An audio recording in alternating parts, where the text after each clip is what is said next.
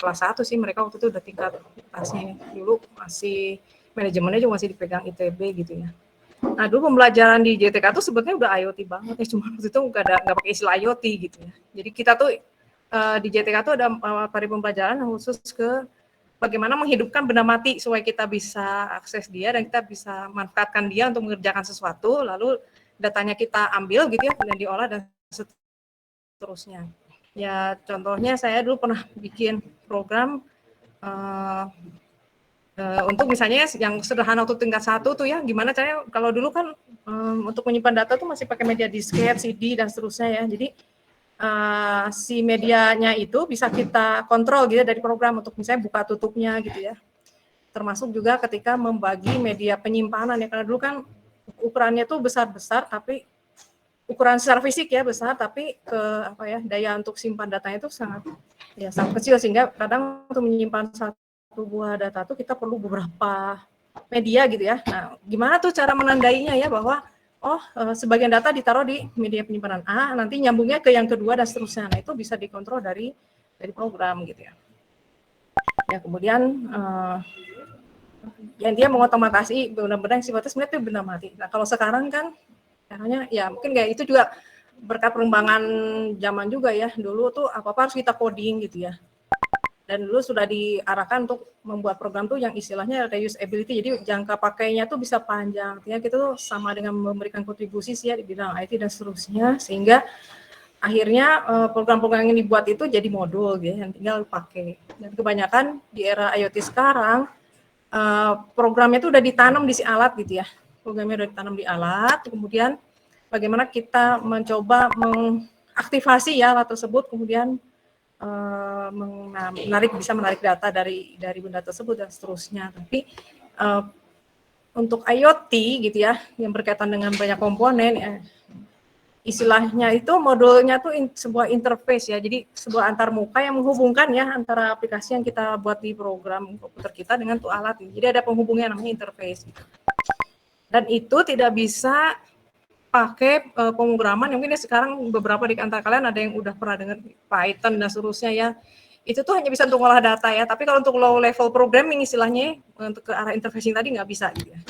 Tetap harus pakai pemrograman yang udah istilahnya jadul ya kayak C, Pascal dan seterusnya gitu ya untuk bisa ya tadi ya tujuannya menghidupkan tanda petik si benda mati gitu ya supaya bisa melakukan sesuatu terutama dalam hal pengiriman data dan seterusnya.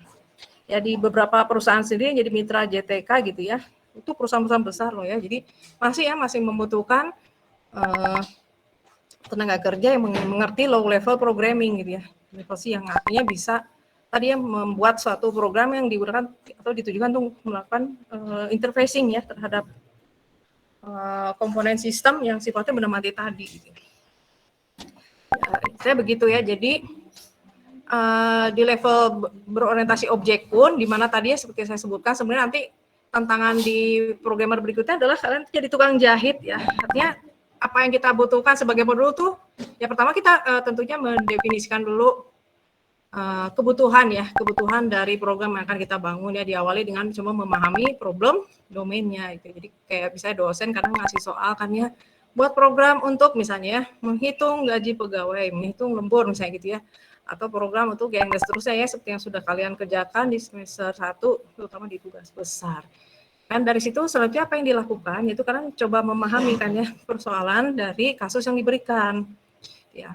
Ada apa di kasus yang diberikan itu sehingga perlu untuk dibuatkan programnya gitu ya, dibuatkan aplikasinya gitu ya. Itu coba dipahami dulu.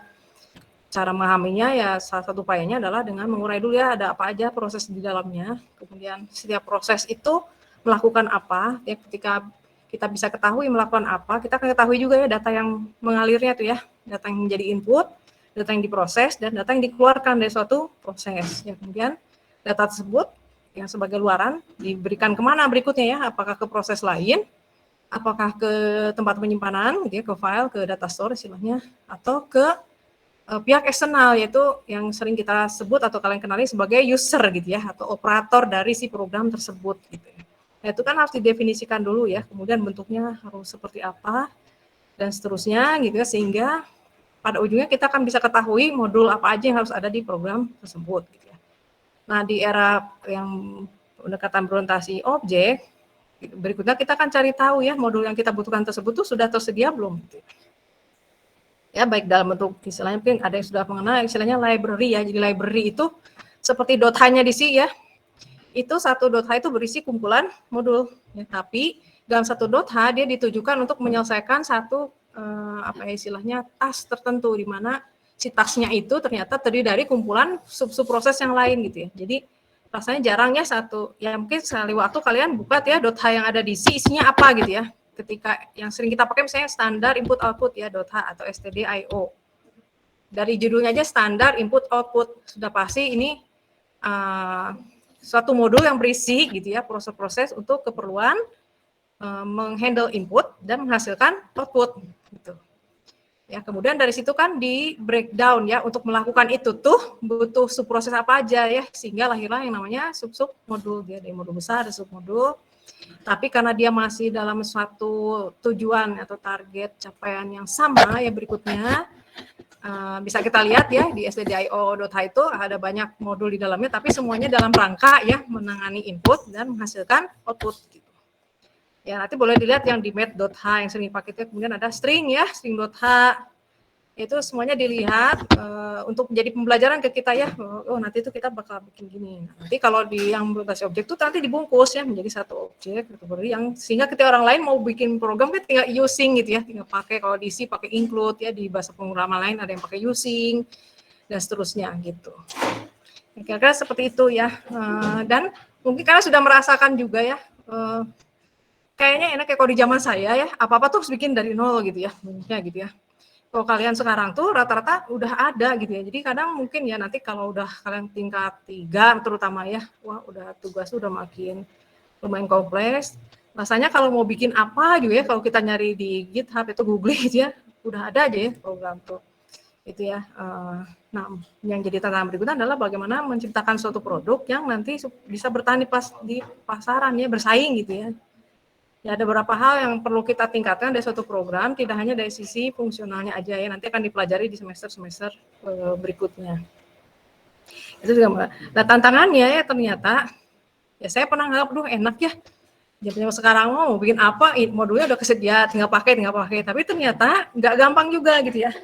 Ya mungkin kalian udah pernah merasakan tantangan utama adalah bagaimana kita coba memahami ya program buatan orang. Dia tuh mikirnya kayak gimana ya, logiknya kayak gimana ya, sehingga bisa menghasilkan seperti itu. Kan itu juga perlu effort sendiri juga ya, untuk bisa mempelajari program punya orang lain tuh. Ya, ya nanti pas kelas 2 tuh kalian mungkin udah bisa menyibukkan sendiri ya, lebih mudah mana ya, pakai buatan orang, atau buatan sendiri gitu ya.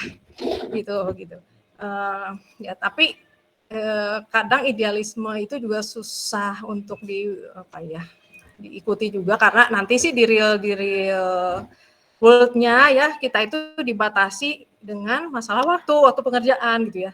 Kalau buat dari nol perlu waktu lama tuh gitu ya. Sedangkan kalau pakai guna modifikasi biasanya bisa lebih cepat gitu ya. Ya intinya masing-masing ada kelebihan dan ada kekurangannya ya. Tinggal kita aja nanti bagaimana menyikapi dan memutuskan. Tapi intinya supaya bisa make maupun bisa buat sendiri kan harus banyak latihan ya. Harus banyak latihan, harus banyak belajar ya, baca referensi gitu ya. Ya kira-kira seperti itu ya. Jadi saya harapannya ya, dan kenapa saya menyampaikan ini jadi ya gitu. Karena sekarang tuh udah terlalu banyak pilihan. Kadang suka aja ada yang masuk yang ngeluh ya, ngapain sih belajar yang kayak gini ya, udah nggak kekinian apa gitu ya. Ya padahal yang diutamakan adalah lesson-nya itu ya, pembelajarannya ada gimana ya. Misalnya kalau saya lihat ya, pernah ada yang survei tuh, kalau lulus pengennya jadi apa gitu ya. Pas kelas 3 itu rata-rata yang malas coding tuh pengennya jadi tester gitu ya, nguji padahal gitu ya. Menguji satu program itu kan tujuannya untuk mencari kelemahan ya, mencari kelemahan program. Gimana bisa kita nyari kekurangan program kalau kita sendiri nggak ada pengalaman coding gitu.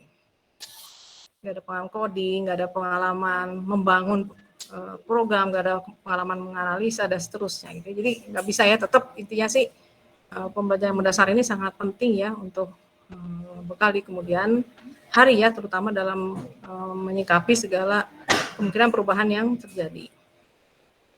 Jadi ya, namanya itu Mudah-mudahan ya dengan penjelasan tadi bisa menambah semangat untuk belajar ya. Jadi intinya sih ya kalau dikasih pembelajaran apa ya terima aja ya gitu. Mungkin manfaatnya nggak kerasa sekarang tapi baru beberapa waktu kemudian, itu satu hal yang lumrah terjadi. Baik ya, kemudian untuk pembelajaran hari ini sebenarnya kita akan masuk tadi ya ke penerapan yang 3 pointer. Nanti sebelumnya dari Bu Ade akan menyampaikan sesuatu ya mengenai cara menguji program buatan sendiri. Jadi kita harapan dari kami, ya mungkin mulai hari ini dan seterusnya, ketika kalian sudah buat program dan udah jadi, itu jangan serta-merta gitu aja dikasihin ke orang lain untuk diperiksa gitu ya. Jadi coba cek dulu oleh sendiri gitu ya, supaya bisa diketahui kekuatan program kalian itu di sebelah mana, kekurangannya di sebelah mana. Sehingga bisa kita maklumi sama-sama misalnya, kayaknya secara kalau dilihat dari luaran doang gitu ya, output doang. Kenapa dia bisa 100, saya dapatnya 80 bisa gitu ya. Itu ada banyak hal ya yang perlu kita ketahui karena menguji program itu tidak bisa dengan istilahnya ya data input yang benar aja gitu ya. Ya contoh di pertemuan minggu lalu ya pas ngecek yang program ADTD itu gitu. Beberapa yang sempat presentasi, ada yang lancar itu ketika diuji dengan data yang betul gitu ya. Misalnya tanggalnya itu tanggal yang betul ya, range-nya antara 1 sampai 31 misalnya. Tapi begitu diuji dengan tanggal yang salah, ternyata programnya tidak mampu mengatasi gitu ya, jadinya error dan seterusnya. Nah itu kan harus jadi perhatian ya, karena ya mulai hari ini kita juga harus bisa melatih diri untuk menyediakan sesuatu itu yang sifatnya bisa se-fleksibel mungkin. Artinya kan kita juga bisa namanya user ya, nanti itu ketika pakai program kita itu kita nggak bisa nebak juga enggak, atau kita tidak bisa mengharapkan dia tuh udah pasti gitu ya, pasti menjalankan program itu dengan benar, nggak bisa gitu ya. Ya, dan kita juga sebagai developer tidak bisa membiarkan program kita tuh keok istilahnya, maksudnya dikasih kesalahan dikit udah langsung nggak bisa dipakai gitu, nggak bisa gitu ya, sehingga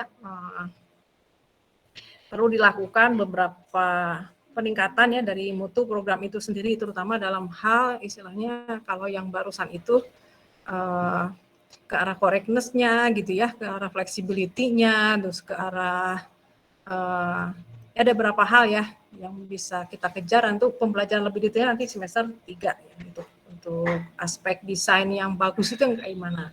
Ya sederhananya kita bisa kejar sekarang tuh masalah validasi tadi gitu. Ya, ketika bikin program tentunya diawali dengan menentukan dulu kalau untuk istilahnya kalau di kita di dunia rekayasa peraturan itu ada main success skenario istilahnya ya. Jadi dalam membuat satu logika proses itu kita siapkan dulu yang bisa mengatasi kondisi yang normal. Ya, ketika proses tersebut dilakukan, kondisi normalnya kayak gimana? Kita siapkan itu dulu. Kemudian dites, kalau udah oke, berikutnya baru dipikirkan hal apa saja yang kira-kira bisa menjadi penyebab kegagalan proses. Kita identifikasi, kemudian berdasarkan itu kita lakukan pengembangan dari si programnya supaya bisa mengatasi kemungkinan-kemungkinan yang menggagalkan jalannya proses tadi. Ya. Sehingga muncullah misalnya ya, yang tadinya nggak ada if then else-nya jadi ada if then else-nya. Gitu ya. Yang tadinya loop-nya kondisinya cuma 1 jadi 2 dan seterusnya. Gitu ya.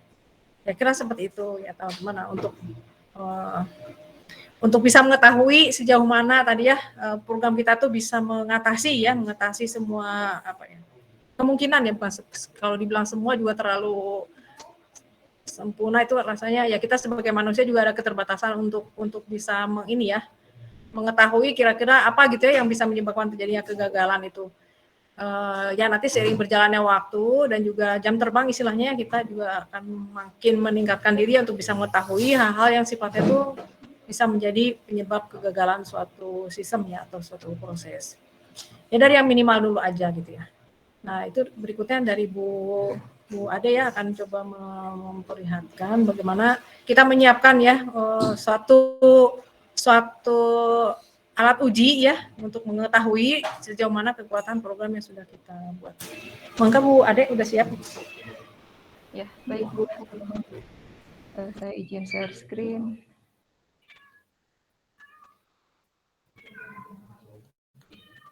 Apakah sudah terlihat? Oke, baik. itu ya apa? Yang di ruangan di mute aja. Oke. Baik, apa? Volumenya dikecilkan. Baik, apa? Saya lupa. Baik. Apanya, Bu? Oh, ininya. Ya, terlihat ya. Nah, dari belajar dari yang ingin diskusi kemarin ketika tugas 3, ada yang meminta untuk diskusinya ternyata agendanya adalah melihat mendemokan program. Jadi meminta konfirmasi, Bu, apakah sudah benar program yang sudah saya buat untuk tugas 3? Nah, itu sebenarnya yang tahu adalah kalian gitu. Kok saya sih yang tahu, kan saya yang buat, saya butuh tester misalnya gitu ya. Nah, sebelum ke tester ke yang memang ditugaskan untuk menguji, misalnya dalam artian kita dalam kuliah, maka saya lah sebagai tester ya, saya dan Ibu Santi sebagai tester. Nah, dahulukan dulu kalian sebagai programmernya, developernya melakukan pengujian dulu. Caranya bagaimana?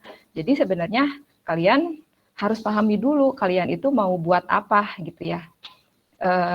Kan Kabisat, tapi sebelumnya saya ini ada salah satu contoh, istilahnya dikenalnya test case, tapi mungkin nanti ini ke semester selanjutnya. Tapi ini sangat berguna ketika kalian udah buat program, bener nggak sih program saya gitu. Sebenarnya saya sebagai tester itu mudah. Pertama adalah memang kalian harus tahu dulu gitu, gimana sih cara mengetes program yang sudah dibuat. Karena ini kemarin itu contohnya bagus sekali ya, tahun Kabisat. Nah, ini ada contoh bagaimana membuat test case, nanti saya share kepada kalian. Ini adalah test case operasi pembagian. Jadi pembagian di sini dengan melakukan algoritmanya secara pengurangan. Jadi kalau misalnya 10 dibagi 2 sama dengan berapa? 5. Nah, operasinya adalah 10 dikurangi 2 sebanyak 5 kali. Gitu ya. Tapi bukan hanya hasil, di sini ada yang variabel terkait hal tersebut. Outputnya dari program tersebut adalah mendapatkan hasil baginya berapa, sisa baginya berapa. Ini output ya. Hasil baginya berapa, sisa baginya berapa. Inputnya adalah ini, bilangan dan pembagi. Jadi kan ada input, ada proses, dan ada output. Si prosesnya adalah tadi algoritma pembagian secara pengurangan, metodenya pengurangan. Ya, kebayang ya. Oke, nah kalian buat test case-nya bagaimana? Saya inputnya ada bilangan dan pembagi, outputnya apa nih? Proses tersebut, algoritma pembagian dengan pengurangan tersebut menghasilkan hasil bagi dan sisa bagi. Gitu. Ini variabel-variabel yang harus ada di test case operasi pembagian. Nah, kemudian apa kemungkinan yang harus diuji gitu. Jadi kalian harus paham sekali ketika membuat algoritma ada kemungkinan apa sih di algoritma tersebut. Inilah adalah test case. Jadi ada kemungkinan ketika bilangannya plus, pembaginya plus atau positif, dua-duanya positif, maka hasilnya nanti hasil baginya berapa, sisa baginya berapa, misalnya gitu. Misalnya dimulai aja dulu misalnya, bilangan positif, pembagi positif, hasil bagi apa? Positif, sisa bagi berapa? Positif. Kemudian, nah ini ada kolom contoh data. Contoh data itu menguji gitu. Kalian memang harus punya skenario. Berapa sih nilai bilangannya? Oh, bilangannya contohnya 15. Pembaginya berapa? Pembaginya 4. Maka dengan bilangan 15, pembaginya 4, hasil baginya berapa?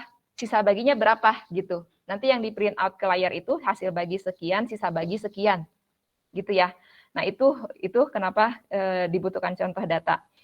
Jadi ini yang utamanya adalah inilah adalah test case. Test case yang harus ada di operasi di proses pembagian dengan pengurangan. Apa sih kemungkinannya? Pertama, ketika bilangannya positif, pembaginya positif, bagaimana hasil bagi sisa bagi. Kedua, ketika dua-duanya negatif. Negatif, hasil baginya seperti apa. Yang ketiga, ketika bilangannya positif, pembaginya negatif. Yang keempat, ketika bilangannya negatif, pembaginya positif. Terus ada hal yang lain. Nah, ada hal lainnya dari mana? Jadi seolah-olah kalian kan ada pembanding. Pembanding itu apa sih yang udah jadi? Kalkulator ya.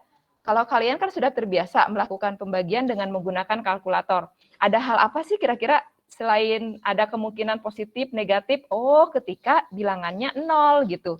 Ketika bilangannya 0, maka harus seperti apa? Itu harus ditanggulangi oleh si algoritma kita gitu.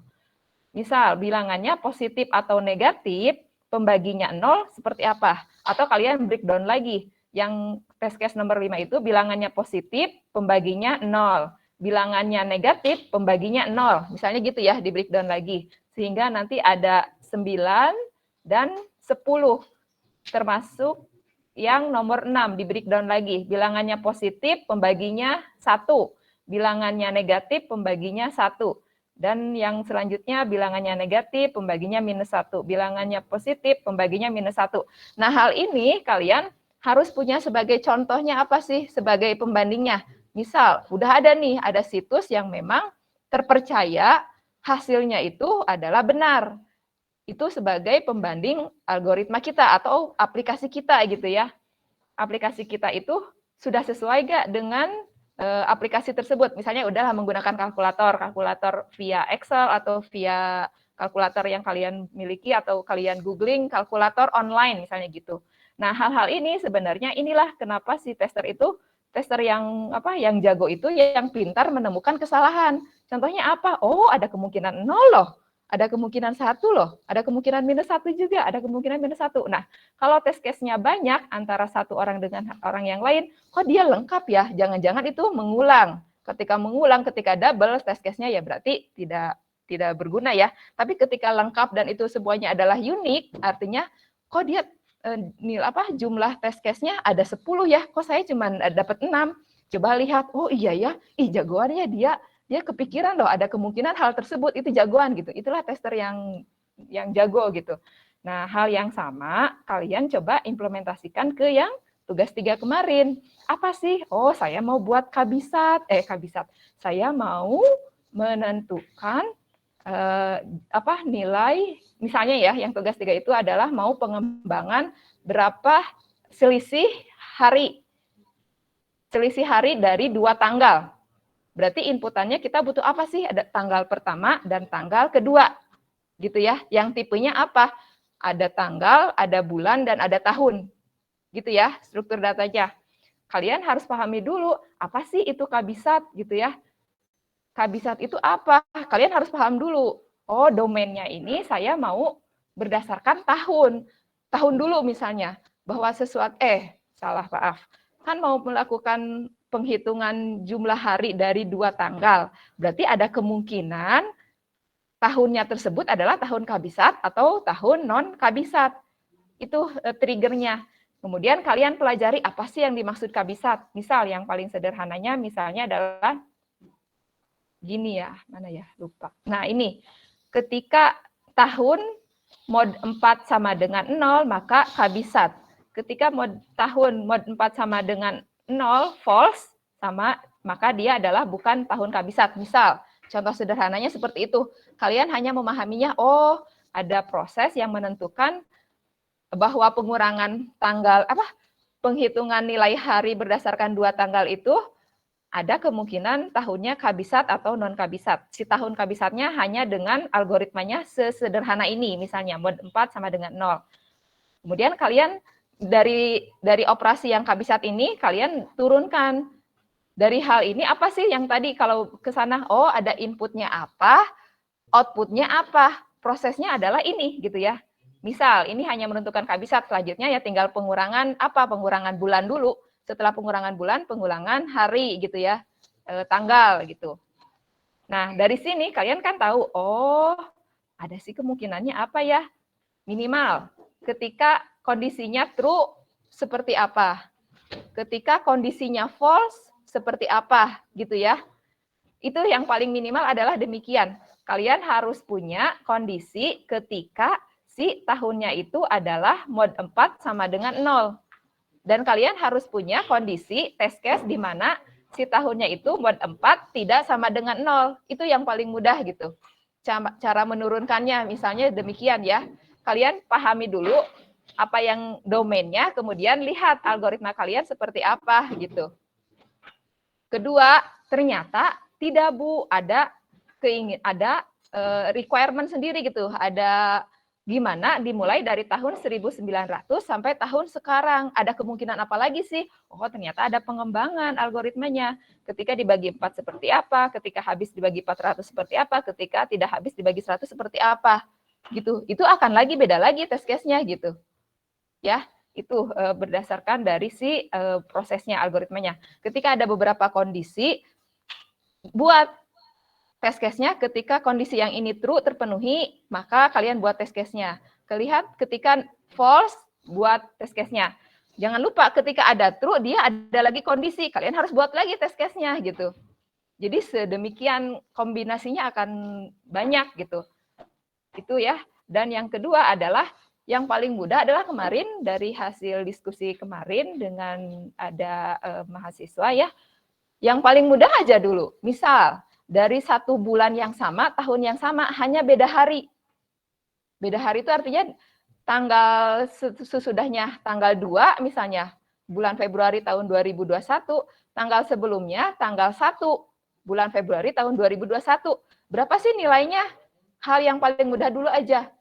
Ketika diketahui misalnya ketika pengujian ya, oh dapat nih 1. Udah berarti udah benar. Di checklist test case yang sudah benar. Ini sudah berhasil. Test case-nya sudah pas gitu ya, sudah berhasil.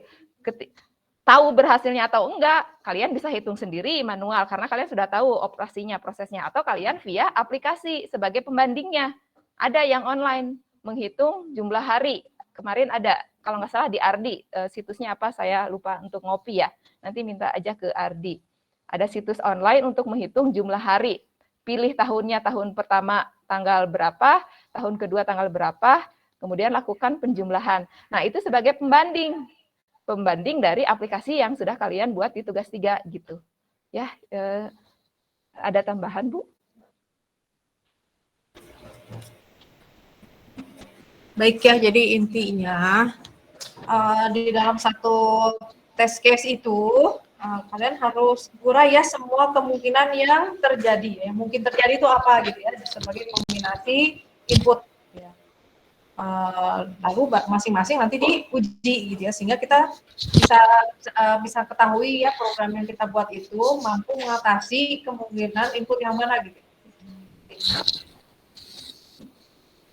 Cek ya mulai dari ya untuk setiap ini ya setiap kemungkinannya itu seperti apa, cek.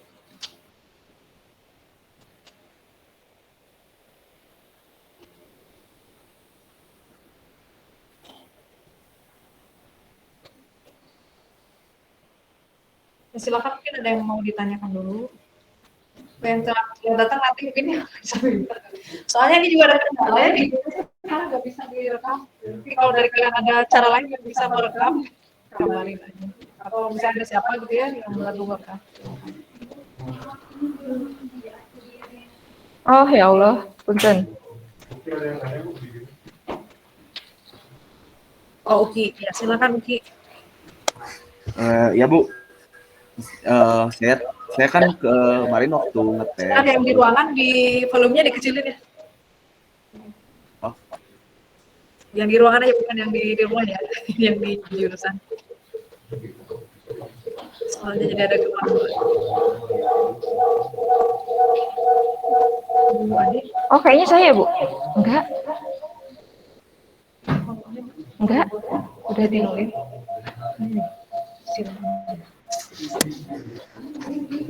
Cek guys, volumenya udah di off kan semua, kan suara saya mau Bu Ade kedengerannya pada ruangan.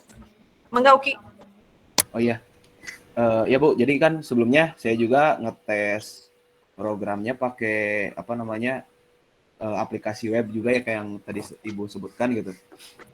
Pakai kalkulator penghitung hari di antara 2 tanggal gitu. Nah, di kasus saya itu ketika ngitungnya misalkan selisih 10 tahun, 100-200 tahun tuh masih sama gitu hasilnya dengan itu. Tapi ketika udah cukup jauh Bu, 500 tahun ke atas, itu hasilnya beda tipis gitu Bu. 1, 2, 3 hari Bu. Oke, berarti bisa disimpulkan program yang ada di internet tersebut tidak mampu mengatasi, ya bisa disimpulkan. Atau bisa kita tuliskan keterbatasan atau batasan tahun yang bisa diuji menggunakan program tersebut itu tahun berapa sampai berapa range-nya. Itu. Ya kadang juga kita bikin program gitu ya. Misalnya kalian kan ada di rata-rata kelahiran 2000-an ya. Gitu. Jadi kan nggak ngeh ya tahun itu bisa dari tahun 1900, 1800 misalnya, itu udah beda 1000 loh ya Uki ya. Jadi jadi misalnya fokusnya ke program itu hanya yang 2000-an gitu ya. Jadi nggak bisa mengatasi yang tadi gitu. Nah, itu juga bisa dimasukin ke test case-nya teman-teman ya. Jadi kalau saya sih kebetulan pernah mengalami misalnya dari zaman yang belum 2000 ke 2000 ya dulu year 2K ya atau milenium, era milenium waktu itu year 2K terutama. Dimana gini ya teman-teman kejadian, kalau zaman dulu ya tahun 19-an ya, di abad 19 ya, format tanggal itu hanya 2 digit untuk setiap komponennya. Jadi tanggal tuh 2 digit, bulan 2 digit, tahun juga cuma 2 digit. Itu di semua sistem database yang sudah berlaku di saat itu juga cuma segitu. Persoalan kemudian terjadi ketika memasuki era 2000. Persoalannya apa? Jadi misalnya terutama di perbankan dan semua perkantoran yang memerlukan program untuk menghasilkan laporan-laporan yang periodik gitu.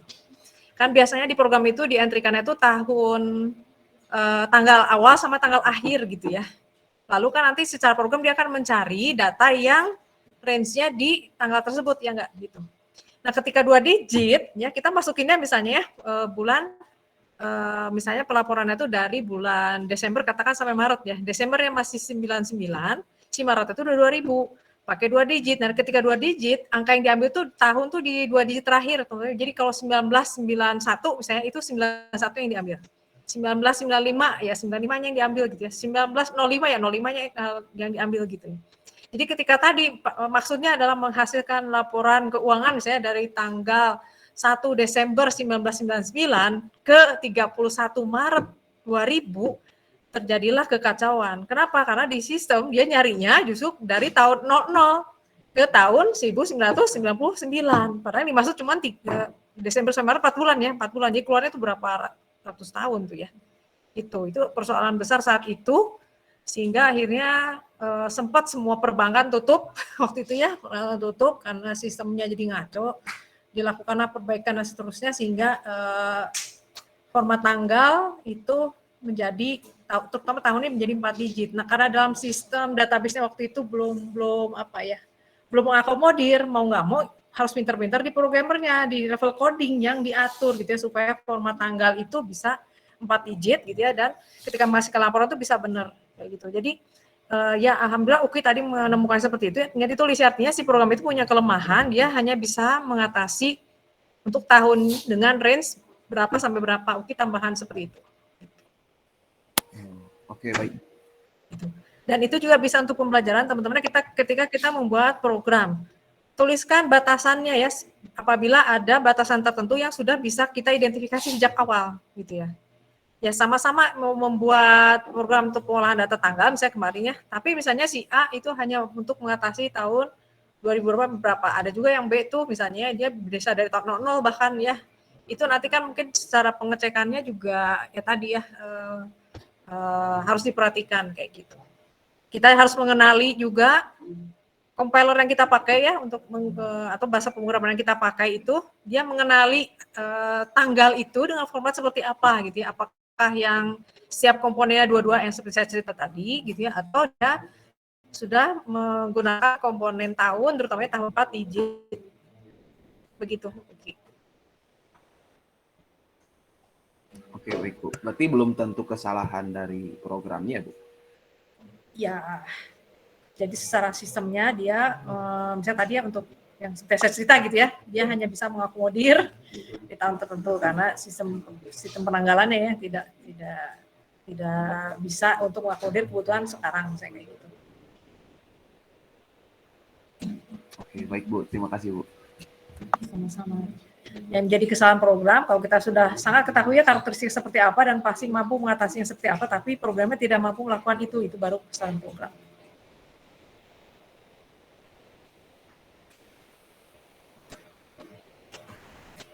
Gitu ya. Di hal lain, ini terutama untuk pengolahan data yang desimal ya, itu masalah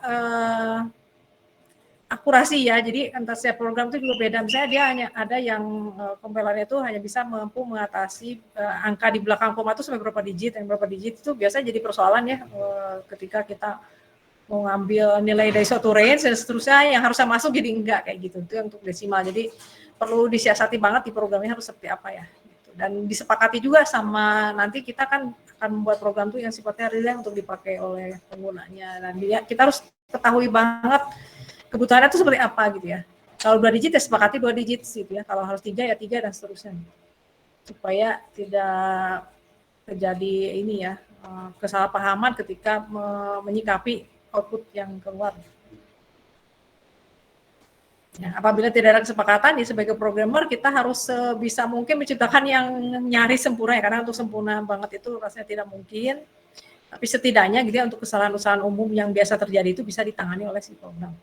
Dan juga jaga jangan sampai ya, karena misalnya belum bisa mengatasi kesalahan tertentu, itu programnya dibiarin nge-hang, error, nggak bisa dipakai lagi gitu ya. Jadi harus masuk lagi, restart lagi, nah, bisa mungkin juga jangan sampai seperti itu deh. Gitu. Mangga, barangkali ada yang mau ditanyakan lagi. Silakan.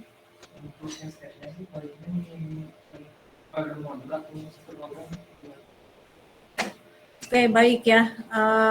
Tadi ada pertanyaan dari yang di JTK. Untuk test case itu apakah baiknya untuk satu program atau per modul? Kalau bicara ideal tentunya per modul. Ya, ideal. Tapi pertama kali yang harus kita cari itu mulai istilahnya dengan pendekatan top down ya. Jadi yang utamanya dulu. Jadi satu program dulu.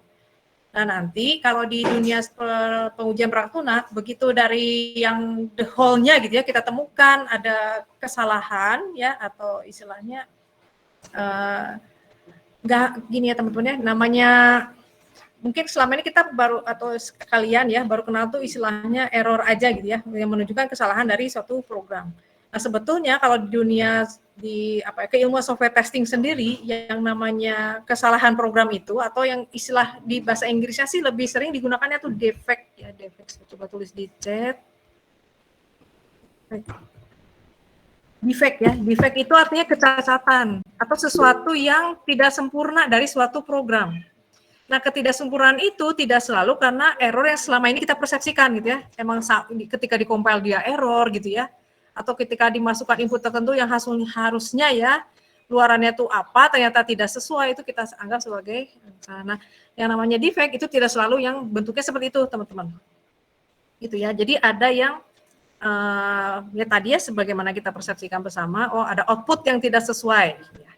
Tapi ada juga yang secara prosesnya dia nggak sesuai gitu ya. Atau perilakunya ya, dari sisi perilaku prosesnya yang tidak sesuai. Misalnya ya, setelah mengerjakan proses A seharusnya ke proses B, lalu ke C, lalu ke D, lalu ke E. Nah, itu juga harus diperhatikan ketika menguji.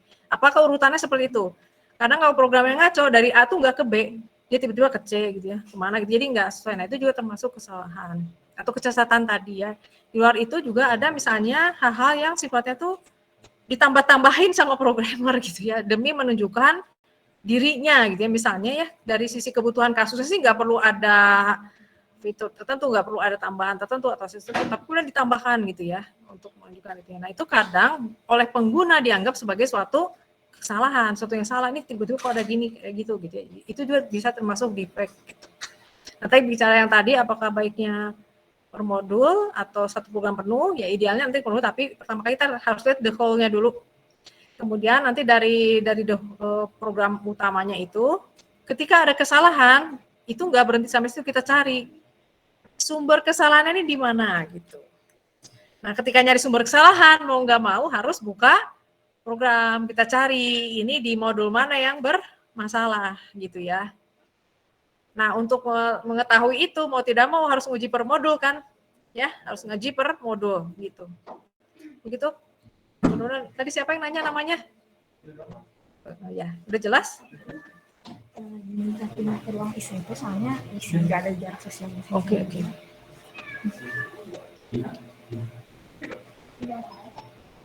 Oke, kita jeda dulu ya karena yang di jurusan harus pindah ruangan.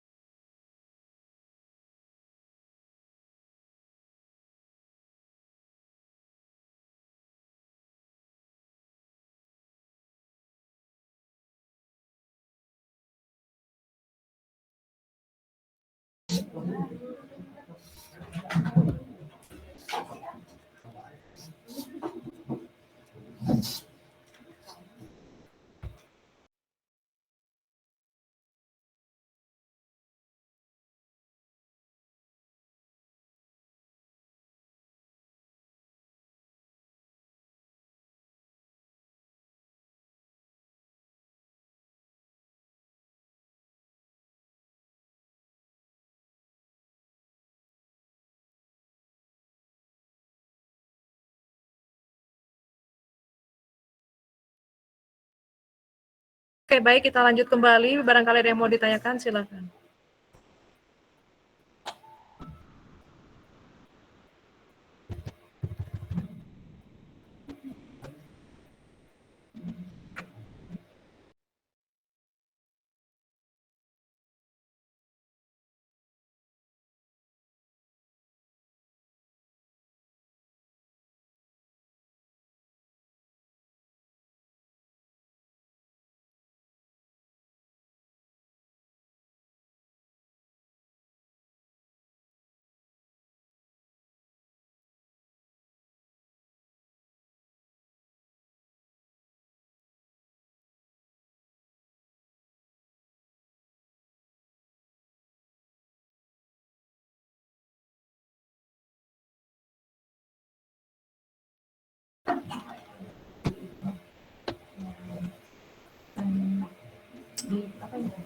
minggu dua. Ya, itu disampaikan dulu aja. Nanti baru disiapin ininya.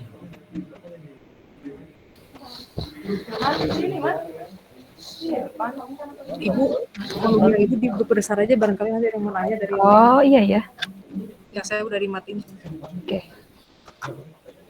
Kok? Oke.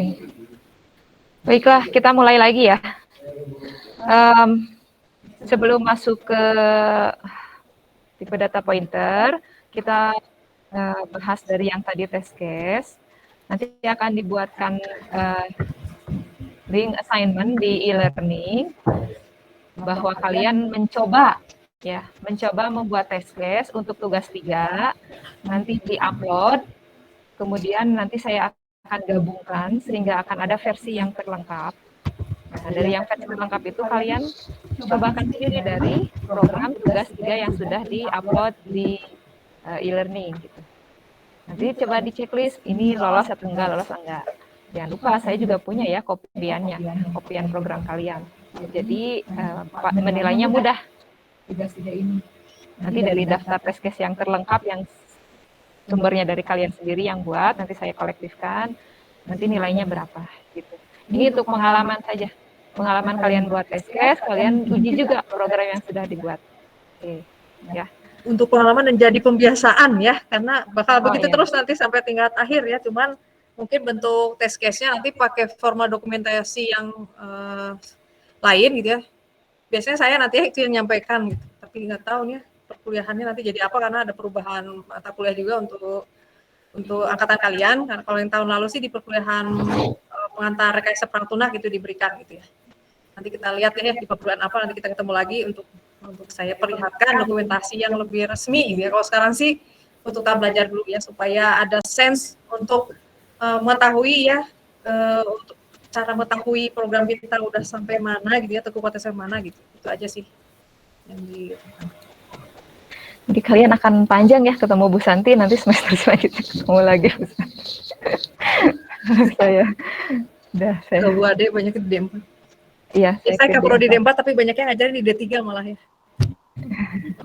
Jadi bakal sering ketemu saya. Baik. Nah, pengalaman lagi paling mudah gini, kalau misalnya ada mungkin itu ya nanti di metode test case, bahwa misalnya gini, kalian buat aplikasinya membuat KTP. Apa sih itu KTP? Diberikan ketika si warga 17 tahun. Berdasarkan apa? Tanggal lahir kan? Tanggal, bulan, tahun lahir. Ngecek nih, ada warga yang mau buat KTP. Nah, kalian harus ada istilahnya, kalian harus +1 atau -1 dan tepat dirinya sendiri. Misal, saya lahir 10 Februari gitu ya, 1985. Nah, kalian punya test case-nya ketika -1 dari 10 Februari, berarti ketika masuknya, ketika inputannya adalah 9 Februari 1985, test case pertama. Test case kedua, +1, 11 Februari 1985, yang dirinya sendiri 10 Februari 1985. Jadi ada 3 kemungkinan. Yang kurang dari 17 tahun itu pasti false, tepat 17 tahun harus true, lebih dari 1 hari pasti true juga gitu ya. Jadi salah satunya pendekatannya bisa demikian gitu. plus minus 1 dan dirinya sendiri gitu. Minus pasti false, kalau plus pasti true, tapi dirinya sendiri juga sudah harus dites juga. Tepat 17 tahun programnya menghasilkan true atau tidak gitu. Ya. Itu juga ya, dari yang tadi test case, yang contoh test case pembagian, kemudian cara yang tadi dari algoritma ketika ada kondisi true atau false, kalian juga buat test case-nya, dan yang tadi yang ketiga ketika plus minus 1 dan dirinya sendiri tepat 9 Februari, 10 Februari, 11 Februari. Itu jadi 3 test case misalnya. Jelasnya test case? Baik, jika sudah jelas saya akan buatkan di e-learning untuk pengumpulannya. Ya, silakan sampai jam berapa ya, Bu? Kayaknya Sampai istirahat. jadi 2 jam cukup ya, sampai 9.30. Baik, sampai 9.30 nanti saya coba kolektifkan dari beberapa. Kita mulai lagi jam 10-an itu ya, 9.50. Ya, silahkan selamat mengerjakan pembuatan test case. Ya, di Excel ya. Baik, hatur nuhun. Test case untuk program yang ADT date ya.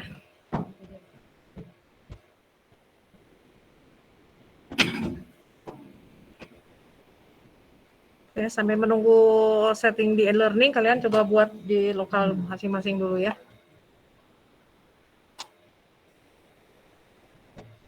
Ini nanti tesnya cuma satu dikeroyok rame-rame gitu, Bu, pakai Google Sheet.